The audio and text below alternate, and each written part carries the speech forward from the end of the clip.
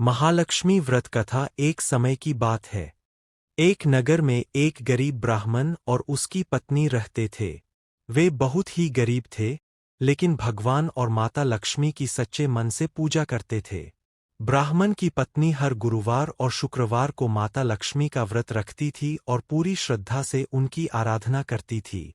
एक दिन माता लक्ष्मी ने सोचा कि इस स्त्री की भक्ति की परीक्षा ली जाए। वे एक साधारण स्त्री का रूप धारण करके उसके घर पहुंचीं। उस समय ब्राह्मण की पत्नी के घर में खाने के लिए भी कुछ नहीं था, फिर भी उसने अतिथि समझकर उनका आदर सत्कार किया और जो थोड़ा बहुत था वही प्रेम से उन्हें खिला दिया।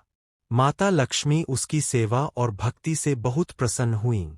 जाते समय उन्होंने उस स्त्री से कहा, बेटी, तुम हर शुक्रवार को मेरा व्रत करो, साफ सफाई रखो, दीप जलाकर मेरी पूजा करो और गरीबों को भोजन कराओ। इससे तुम्हारे घर में कभी भी धन धान्य की कमी नहीं होगी। ब्राह्मण की पत्नी ने माता की आज्ञा का पालन करना शुरू कर दिया।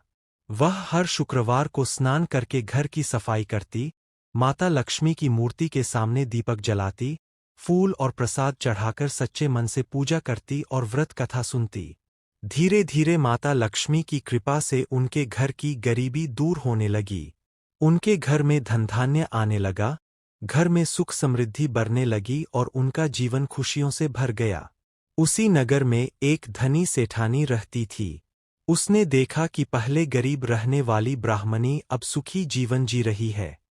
उसने उससे इसका कारण पूछा। ब्राह्मणी ने उसे माता लक्ष्मी के व्रत और पूजा के बारे में बताया। सेठानी ने भी व्रत तो शुरू कर दिया, लेकिन वह इसे श्रद्धा और नियम से नहीं करती थी।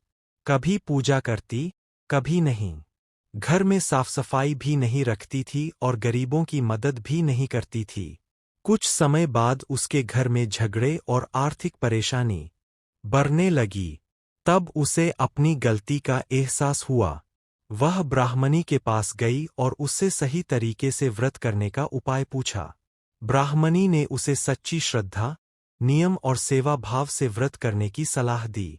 इसके बाद सेठानी ने पूरी श्रद्धा से माता लक्ष्मी का व्रत करना शुरू किया। कुछ ही समय में माता लक्ष्मी की कृपा से उसके घर की परेशानियां दूर हो गईं और घर में फिर से सुख समृद्धि आने लगी। बोलिए, माता महालक्ष्मी की जय। Folded hands.